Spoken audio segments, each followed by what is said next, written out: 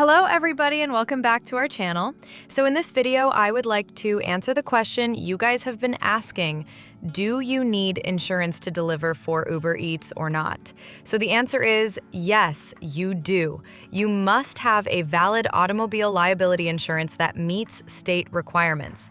Uber also provides supplemental insurance while you are delivering, but your personal auto insurance is still initial when you are not on a delivery.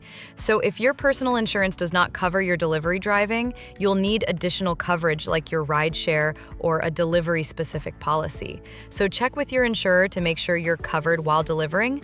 To sum it up, you do need your insurance to deliver for Uber Eats.